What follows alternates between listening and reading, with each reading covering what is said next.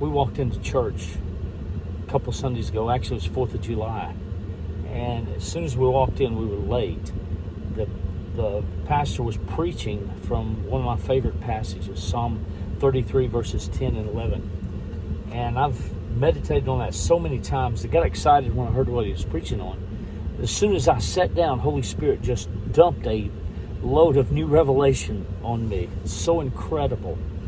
Psalm 10 says, I'm paraphrasing, that the Lord brings the plans and schemes and devices of the people to nothing.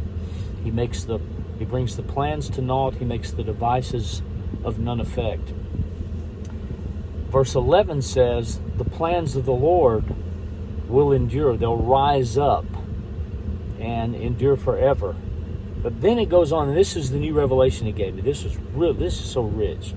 The thoughts of his heart to every generation. That's awesome. God has plans that are generational, and they keep rolling from one generation to the next. And they don't end until they're fulfilled. God keeps looking down through the generations in a bloodline, in a family line, for that person who will tap into his heart and carry out his plan for that bloodline, that family line, and be the generation that he can work his plan through in the earth. Will your child be that one?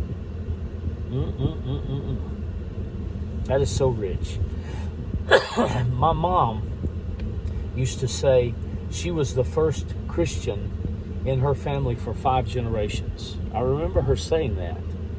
And I know why she did now, because I've done Ancestry.com searches, and I've gone back and found that 5th generation. My 6th great-grandfather was he had a church founded in his yard, in his home, and it's still there to this day. As a matter of fact, the church has a museum room dedicated to him and several other families that were founding families of that church. And they've written a book, a history of the church. I have a copy of the book, and my 6th great-grandfather is in there.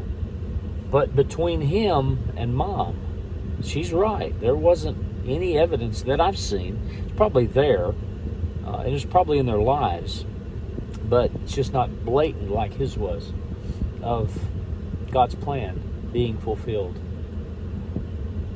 A few years ago, I was out at Glory of Zion, and one of the speakers said, the Lord's saying we're in a moment of time where you need to go back into your family bloodline and fulfill the desires, the dreams and purposes of your ancestors. And immediately, 2 of mine came to mind. They were my dad's bloodline. My great-great-grandfather Moses and my great-great-great-uncle Zechariah. They were brothers. They were the patriarchs we looked to in Dad's side of the family that really established his namesake, our namesake, in that region in Kentucky and West Virginia. West Virginia and the border of Kentucky there. Powerful stuff. Psalm 33:11 has this to say for you and your children. The plans of the Lord will endure forever. Even though he puts down the plans and the schemes of those who are against him, he brings them to nothing. He makes the devices of those people of none effect. His plans will endure forever, and the thoughts of his heart from one revolution of time to another. And that's what the word generation means. First of all, the plans of the Lord's heart, the Hebrew word makashaba. It's a very interesting word.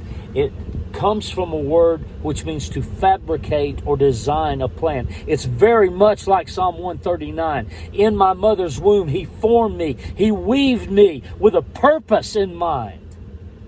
That's contained in the word makashaba. And those plans of God's heart will never end. How long do they endure? From one revolution of time to another, until it locks onto that person who says, "Yes, Lord, I'll carry out your plans." Will you be that person? Will your child be that person? Will your grandchild be that person? The plans of his heart don't end. They keep rolling on. They keep rolling on until somebody in that bloodline, in a generation, locks onto God's plan and they're fulfilled.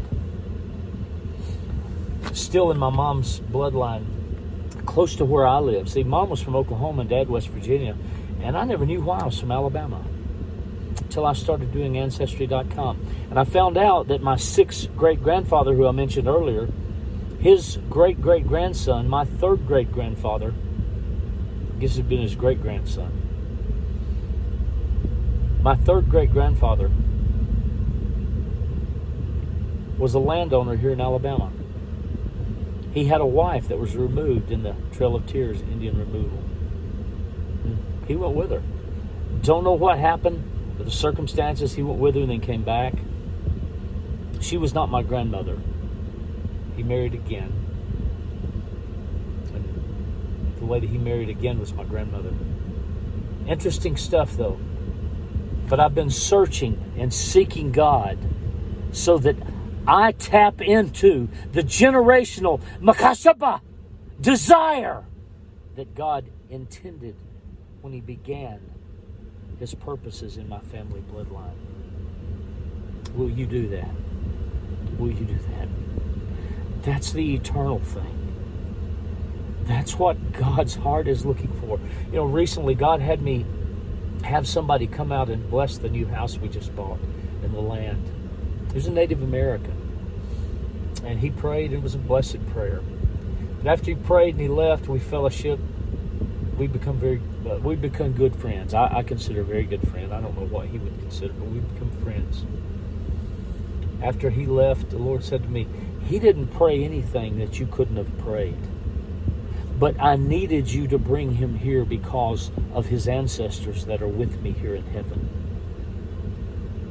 They needed to see him do what he just did.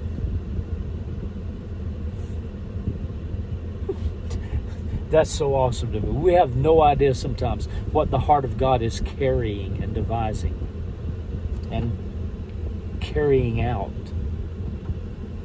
But God was fulfilling a generational desire in that man's bloodline by having me invite him out to his ancestors' native land and bless it in their native tongue. And he did that. He did that. They watched.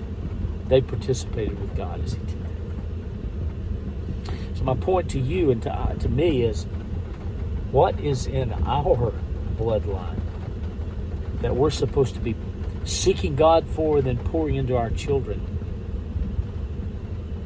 We may not know the specific details. We may not ever know those till we get to heaven. But we can train them conceptually with the concepts that will cause them to be ready to step into God's role for their lives. Lord, I submit to you for that in my generation, in my bloodline.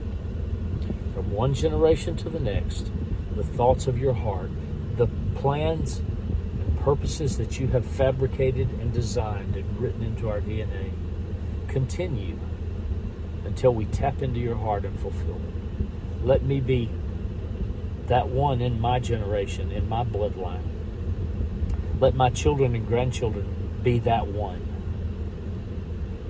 And Father, may everybody listening to this make a determination to know you and to be that one, and to raise their children and influence their grandchildren to be that one. In Jesus' name. Shalom to you.